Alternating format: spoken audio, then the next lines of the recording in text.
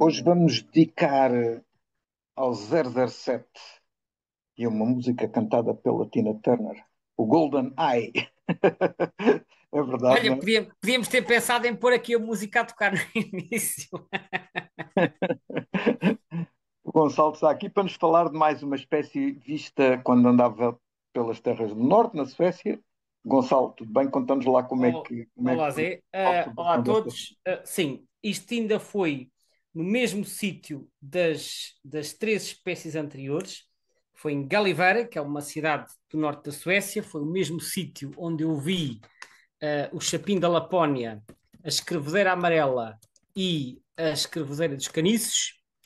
E no mesmo sítio encontrei também o pato de olho dourado. Confesso que nesta altura do campeonato já não me recordo se foi num lago ou não, é capaz de ter sido, porque na Suécia há muitos lagos. Esta cidade fica a 67 graus de norte, portanto, ligeiramente ainda acima do Círculo Polar, que é a zona de distribuição desta ave, que é uma ave característica do norte da Europa. Portanto, é o pato de olho dourado, assim chamado, de facto, é um olho amarelo. Não é o único pato com olho amarelo, mas de facto é um aspecto que salta bastante à vista e que é um pato, então, característico das latitudes boreais, e por isso foi na Suécia que eu encontrei a espécie pela primeira vez. Mas com distribuição holártica, pelo que eu vejo aqui, que Com isto distribuição holártica, ou seja, distribui-se pelas zonas boreais tanto do Novo Mundo como do Velho Mundo. Sendo que são duas subespécies diferentes. No Novo Mundo, portanto, no Alasca e no Canadá, é o Bucéfala clangula americana, e na Europa e na Ásia é o Bucéfala clangula clangula, que é a subespécie nominal, que é aquela que ocorre na Europa, então. já agora, Bucéfala clangula, isto é um nome um bocado estranho, como é que se chegou a este nome? O nome é estranhíssimo, de facto. Vamos começar pelo princípio. Isto sendo uma espécie da Suécia, tem uma distribuição ampla nesse país, não surpreende que quem tenha dado o nome pela primeira vez tenha sido o nosso velho amigo Carl Linnaeus, ou Carl von Linné, ou em português, Linneu, simplesmente. Mas, como nós sabemos também, o Linneu tinha um número relativamente reduzido de géneros e no caso dos patos, ele colocou-os todos, ou praticamente todos, no género Anas. E, portanto, ele chamou-lhe Anas clangula. Clangula significa que fala, que grita, que é tagarela. Pelo menos é o significado que vem, mas é um termo já de latim moderno, aparentemente derivado de um termo latino que é clangere. Clangere, ou clangere, enfim, não sei como é que isto se lê, que é ressoar. Mas diz o dicionário que isto até poderá vir do grego, do clangazo, que é o ruído feito, os gritos dos grous, e que vem de clanger, que é grito. Portanto, enfim, há aqui várias origens possíveis, poderá vir do grego para o latim, depois do latim para o latim moderno, e depois o Linneu terá aproveitado isto. É uma explicação possível para este nome. Agora, isto foi o que o Linneu colocou, só que depois, mais tarde, sobretudo ao longo do século XIX, há uma data de espécies que são reclassificadas em géneros diferentes. E este pato de olho dourado vai parar ao género Bucéfala, que é um género que é proposto por um senhor chamado Baird, Baird, que era um naturalista americano, e em 1858 esse senhor Baird propõe o nome, o género Bucéfala para, para uma espécie americana que é o Bucéfala albeola, que em inglês se chama Bufflehead. Bufflehead, que se calhar também é assim uma coisa parecida com o termo latino aqui proposto, que é bucéfala. Bucéfala é um termo composto que vem também do grego e que é composto, tem dois elementos, que é bous e céfalos. Céfalos já sabemos que é cabeça. Aparecem muitas espécies, não é? Com leucocéfalos, melanocéfalos, macrocéfalos, enfim, é um termo que até está presente na medicina quando falamos de eletroencefalogramas e outras coisas. Céfalos quer dizer cabeça, vem do grego. Bous quer dizer boi. Ora, bucéfalo ou boucéfalos quer dizer cabeça de boi. Basicamente é o que isto significa. Ou, numa interpretação um bocadinho mais livre, cabeça grande. A verdade é que nós olhamos para este pato e uma coisa que nos salta logo à vista quando vemos uma imagem dele é que ele é muito cabeçudo, portanto, tem uma grande cabeçorra. E, portanto, esta designação bucéfala, cabeça de boi, cabeça grande, se quisermos, é o cabeçudo, se quisermos assim numa tradução mais coloquial. E Clangula, então, é o tal que grita, ou que tagarela, portanto, é o cabeçudo tagarelante. Enfim, fazendo assim uma tradução aqui muito, muito livre. Isto se calhar também pode ter a ver alguma reminiscência com o búfalo ou o bisonte europeu ou o americano também tem assim esta cabeçorra Talvez castanha. talvez o nome Bufflehead, que foi dado pelo Byrd, portanto, que era o Spencer Fullerton Byrd, que foi então um ornitólogo americano do século XIX, talvez o nome, portanto, portanto, é preciso explicar que o Bucephala albiola é um primo do Bucephala clangula, portanto, é um pato também do mesmo género, mas que curiosamente foi descrito inicialmente também pelo Linneu, apesar de ser uma ave americana, porque o Linneu classificou espécies que não eram da Europa, porque ele já tinha recebido exemplares de espécies de outras origens. E, o, e o, ele baseou-se, neste caso, numa descrição que já tinha sido feita em 1747 por um naturalista inglês chamado George Edwards para um espécime deste pato, de pato de touca branca, que é assim que se chama, do Bucephala albiola, proveniente da Terra Nova, no Canadá. E o Linneu descreveu essa espécie como Anas albiola. Ele depois é que é reclassificado pelo Baird, então em 1858, com o género Bucéfala. E o Bucéfala clangula, o nosso pato de olho dourado, é também colocado nesse mesmo género, porque de facto são espécies muito próximas. Portanto, é uma das muitas espécies que foram reclassificadas mais tarde após a descrição inicial do Linneu. Agora, como dizes, embora bucéfala signifique cabeça de boi, também se calhar quando o Byrd propõe este nome, podia estar a pensar em cabeça de búfalo. Eu acredito que sim. Eu nunca vi esta espécie de pato. Comparando com o nosso mais comum, o pato real, ele é maior, mais pequeno.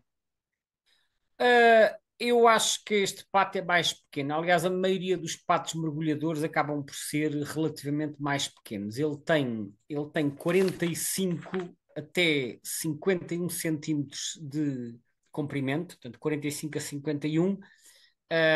E as fêmeas até podem ter um pouco menos, portanto, os machos têm 45 a 50, as fêmeas 40 a 50, o macho pesa qualquer coisa como 1 quilo e a fêmea pesa qualquer coisa como 800 gramas. Só para termos de comparação, o pato real, o macho e a fêmea podem ter 50 a 65, o macho pode chegar aos 70 e pode chegar a 1,3 kg e em casos extremos a 1,8 kg. Portanto, o pato real é maior. Portanto, isto Este pato é um patinho com um aspecto fofinho, com esta Sim, cabeça mas grande. atenção, maior que um mergulhão pequeno, ok? Também não se pensa que é um patinho minúsculo, não é tão pequeno sequer como a marrequinha. É de um tamanho intermédio, se quiseres, entre a Sim, marrequinha e mas o se pato. calhar é proporcionalmente, como ele tem esta cabeça grande, dá-lhe um aspecto fofinho.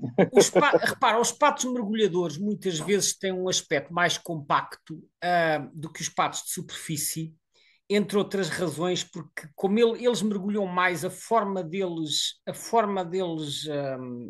como é que podemos dizer isto? Deles navegarem ou deles viverem na água também acaba por ser um bocado diferente. Uma coisa que eu li uma vez e que nós podemos muitas vezes observar no terreno é que os patos de superfície tendem a estar mais fora d'água quando estão a nadar. Estão uma grande parte do corpo fora d'água, enquanto que os patos mergulhadores às vezes estão assim um bocadinho mais afundados. Talvez isso lhes facilita o mergulho, não sei. Portanto, há uma maior proporção do corpo que está submersa, ao passo que os patos de superfície estão mais a boiar mais em cima. Outra característica que distingue é que os patos de superfície, quando levantam, levantam quase na vertical, enquanto que os patos mergulhadores têm que correr um bocado sobre a água, como fazem os aviões, que têm que rolar um bocado na pista. Se quiseres, os patos de superfície levantam como os helicópteros e os patos mergulhadores levantam como os aviões. Têm que correr ali um bocado na água antes de conseguirem ganhar altura. Portanto, são formas de movimentação um bocadinho diferentes. Mas sim, talvez pelo facto de eles estarem um bocadinho mais dentro d'água, isso acaba por contribuir para lhes dar um aspecto um bocadinho mais compacto, penso eu. São migradores. Parcialmente migradores, ou seja, uh, uma boa parte da população eu acho que acaba por migrar. Eles, sim, quer dizer, olhando para o mapa, embora as áreas de invernada e de nidificação estejam adjacentes, eu acho que a maioria da população migra. Então, eles nidificam sobretudo acima dos, olhando para o mapa, eu diria dos 50, 55 graus norte, portanto, que no caso da Europa é na Suécia, na Finlândia, na Noruega nem tanto, porque a Noruega tem muito menos lagos. Eles nidificam, e a Noruega é mais montanhosa. Portanto, Suécia, Finlândia e depois países bálticos como Letónia, Lituânia, Estónia, norte da Polónia, Bielorrússia e depois pela Rússia fora, passando também por parte de alguns países da Ásia Central, como o Cazaquistão e a Mongólia, norte da China, e depois migram. Depois na América do Norte é Alasca e Canadá, como já referi. Migram para latitudes temperadas. Latitudes temperadas são aquelas que estão, grosso modo, ali entre os 45 e os 55. Portanto, vão invernar na Noruega, que é um país um bocadinho mais temperado, Ilhas Britânicas, Alemanha, Países Baixos, Suíça, Áustria e também alguns países do leste. E depois também invernam nos Estados Unidos e na China, no Japão. Portanto, sim. A Espanha já fica ali um bocadinho fora da área de preferência desta espécie, não é? Até Sim, mesmo França tem pouca, poucos, poucos registros aqui, não sei. sim, eles vão aparecendo, sim, vão aparecendo, mas o que acontece é que efetivamente este é mais um daqueles patos, nós já falámos de outros casos recentemente, e das mobelhas, e falámos do pato fusca, etc. É um daqueles patos que não desce muito até cá, e portanto aparecem com alguma regularidade, alguma, no norte de Espanha, mas já não são muitos aí. Portanto, isto é uma ave claramente de zonas mais a norte. Mas os que aparecem em Espanha, como é normal nestas espécies vindas do norte, aparecem sobretudo nas zonas mais a norte, portanto, Galiza, Astúrias, Cantábria, País Basco e também alguns na Catalunha. De resto, mais para sul são muito mais raros. Mas há registros cá em Portugal, não é? Há registros, há alguns, não há muitos, mas há alguns, aparecem de vez em quando.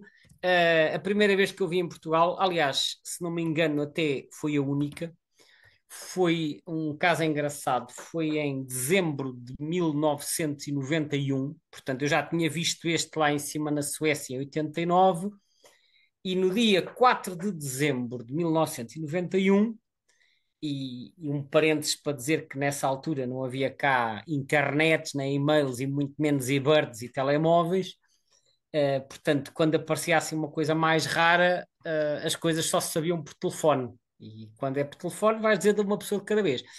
E eu, no dia 4 de dezembro, recebo um telefonema do Luís Gordinho, que é um observador também que já observa há tanto tempo como eu ou mais, ele também já observa desde os anos 80, portanto já é uma pessoa com experiência, e nós já nos conhecíamos nessa altura, e ele nesse dia 4 de dezembro de 91 telefona-me, epá Gonçalo, pá, soube agora que o Michael Armelin viu, o Michael Armelin é um observador inglês que viveu muitos anos em Portugal e que faleceu há coisa de um ano ou dois, mas que morava perto de Lisboa, e ele disse: o Michael Armelin viu um pato de olho dourado ali na Saragossa. A Saragossa são uns tanques, umas pisciculturas, penso que de umas antigas salinas, que há ali na Lesíria de Vila Franca de Xira. Não queres ir lá ver o pato? Eu fui apanhado de surpresa com este telefonema. Eu confesso que nunca fui assim muito Twitcher. Há pessoas que se dedicam mais ao Twitching que eu. Mas pronto, o sítio era perto. Eu, quando é assim uma ave mais rara perto, até não digo que não. E apesar disto ser assim à última da hora, o Luís Gordinho telefonou-me. Ele não tinha carro na altura. Eu não tinha carro, mas já tinha carta. e então lá pedi o carro aos meus pais e apanhei o Luís Gordinho e fomos até à Alzira de Vila Franca de Xira e fomos lá às tais marinhas da Saragossa ver o dito pato do olho dourado. E que eu saiba, de acordo também com a compilação que fui fazendo, este terá sido apenas o segundo registro ou pouco mais para Portugal. Havia um registro antigo de 1921, feito pelo Rei Júnior, ou melhor, referido pelo Rei Júnior e também referido pelo Taite, de um exemplar que teria sido obtido na Foz do Rio Ave, em Vila do Conde. E eu, por acaso, quando visitei o Museu do Porto da Universidade, tive a oportunidade de ver este exemplar que ainda lá está empalhado, portanto, em dezembro de 1921. E este registro de 1991 que eu fui ver com o Luís Gordinho e que tinha sido descoberto uns dias antes, terá sido o segundo para Portugal continental. Portanto, isto mostra bem que a espécie era incomparavelmente rara em Portugal. Embora haja bibliografia do século XIX, nomeadamente do Barbosa do Bocage, a dizer que a espécie era pouco comum e que havia no Museu de Lisboa, que é o Museu Bocage, que haveria exemplares obtidos no país. Só que o Museu de Lisboa, como sabemos, ardeu em 1978, salvo erro, e portanto as coleções que lá estavam desapareceram e essa parte não podemos verificar. Portanto, de qualquer forma, lá fomos nós até à Saragossa, vimos o pato e depois disso há muito poucos registros. Eu penso que depois de 1991, que eu, a julgar pela compilação então que está aqui no Aves de Portugal, só terá aparecido outro em 2006, no Cabo Raso, e depois disso até hoje terá havido talvez mais 4 ou 5 ou 6 registros, não muito mais. Portanto, eu diria que ao longo dos últimos 150 anos haverá talvez 10 registros em Portugal. É incomparavelmente raro, é uma ave que já apareceu algumas vezes, mas não aparece todos os anos nem nada que se pareça. Portugal está claramente a sul da área normal de invernada desta espécie. Esta, Portanto, esta, esta espécie tem umas peculiaridades curiosas e uma que eu achei interessante foi o facto de que, quando chega a altura da reprodução, as fêmeas muitas vezes põem ovos nos ninhos de outras fêmeas ou até mesmo de outras espécies de patos. bom, há vários patos efetivamente que fazem isso. Penso que o pato de bico vermelho faz a mesma coisa. Isso pode ser é uma estratégia provavelmente oportunista para conseguir passar os seus genes em maior quantidade. Imagina, uma fêmea tem capacidade para pôr, vamos imaginar, 20 ovos, mas só consegue cuidar de 10 crias. Então arranja outras fêmeas que cuidem das outras 10. Portanto, é assim uma espécie de parasitismo dentro da mesma espécie. Não tinha lido sobre o pato do olho dourado fazer isto, mas como sei que há outras espécies de patos que o fazem, não é surpreendente, porque se calhar há várias espécies neste grupo de aves que têm esse comportamento. Portanto, pronto, são estratégias de sobrevivência, naturalmente. Se as outras não derem pelo logro, elas vão criar esses patinhos que não são delas também. Agora, outra coisa muito curiosa acerca da reprodução desta espécie é que este pato não faz o ninho no chão, ao contrário da maioria dos outros patos. Não sei se leste sobre isso. Sim, este é um arborícola, não é? É um arborícola, faz ninhos em buracos de árvore. Em buracos de árvore, portanto, uma Não cavidade. deixa de ser interessante, não é? Porque por isso é que eu achei piada também ao outro aspecto, porque uma coisa é um ninho que está no chão, digamos, disponível, visível, chegar lá e pôr um ovo e ir embora. Outra coisa é ir a um buraco numa árvore onde outro pato fez um ninho para ir lá meter um ovo. Atenção, sim, ok, vamos ver. Nem todos os ninhos estão em árvore. Eles podem usar árvores vivas ou mortas, efetivamente, mas também podem fazer ninhos em buracos de rochedos, em chaminés e até em tocas de coelho. Isto são informações que estão no Birds of the World. E quando é em árvores, elas estão a uma altura, em árvores e não só, portanto, os buracos podem estar a uma altura variável, que seja apenas a 1 metro do chão ou a 13 metros. Inclusive, 13 metros é bastante alto e podem até ser buracos abertos por pica-paus. Neste caso, precisamos de pica-paus maiores, capazes de abrir buracos grandes, que no caso da Europa será o pica-pau preto, que é o maior pica-pau europeu, portanto, o Dryocopos marcius. Agora, eu quando vi esta história dos ninhos a 13 metros, só fiquei a pensar, coitadinhos dos patinhos, que eles para saltarem do ninho, né, eles não É, voam, atiram-se. atiram-se, mas repara, uma coisa é saltar de 1 metro, outra coisa é saltar de 13, né? Ou são Uh, fofinhos, e, vão ali a bater nas coisas e chegam em baixo, cá abaixo inteiros. Pois, mas é que repara, eles saltam do ninho para aí com 24 a 36 horas depois da eclosão, portanto, eles não ficam tempo nenhum no ninho, Sem atiram-se cá dúvida. para baixo. Só que Mas nós também, há espécies que também nidificam em falésias ainda mais alto do que isso e também se atiram. Vêm mas lá esses atiram-se trambolhões para de falésia abaixo, esses atiram-se para a água e estes atiram-se para o chão, provavelmente. depois vão batendo pelas pedras até chegar à água. Pois, mas este é na vertical. Agora, tu conheces aquele ditado muito conhecido que diz assim: ao menino e ao borracho põe Deus a mão por baixo. Isto é uma referência ao facto de os borrachos, portanto, são os pombos jovens. No fundo, isto é uma. E os meninos também são os jovens. O borracho é o pombo jovem, mas que aqui também se aplica a quem esteja já afim, obviamente, com o grão na asa, né? Porque normalmente a pessoa que esteja já um bocado embriagada está menos tensa e, portanto, menos propensa a fraturas do que quem esteja mais rígido. Só que as aves jovens, e o borracho aqui também pode ter este duplo significado, refere-se aos pombos jovens, os ossos são menos rígidos e, portanto, menos propensos a quebrarem-se. E neste sentido, porque acontece a mesma coisa com os gansos do Egito, que fazem ninhos às vezes em árvores ou noutros sítios altos, também se tiram do ninho, eles certamente têm capacidade para aguentar estes embates sem os ossos partirem, não é? Pois, convém mesmo, senão seria uma desgraça. E depois outra particularidade é que quando eles começam a andar cá em baixo, formam creches, não é? Com posturas ou com crias de vários progenitores.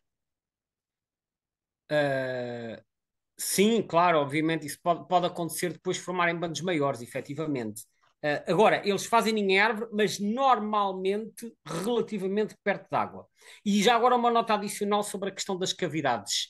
Como acontece, como acontece com muitas outras espécies que fazem ninho em cavidades, eles também podem ocupar caixas ninho. Já tem havido sítios em que se colocam caixas ninho para facilitar a nidificação desta espécie. Sim, sim. Eu julgo que o pato carolino é outro exemplo de outro pato que também tem este género de hábitos, não é? Outra particularidade também, hoje estamos numa de curiosidades com esta espécie, uma vez que ela também não ocorre por cá, Exato. acabamos, ou pelo menos eu acabo por procurar assim estas particularidades, é a questão da cor do olho. Pelos vistos, eles não só não nascem com os olhos amarelos, típicos dos adultos, como, como pelos vistos, eles vão fazendo uma série de mudanças de cor do olho ao longo do crescimento.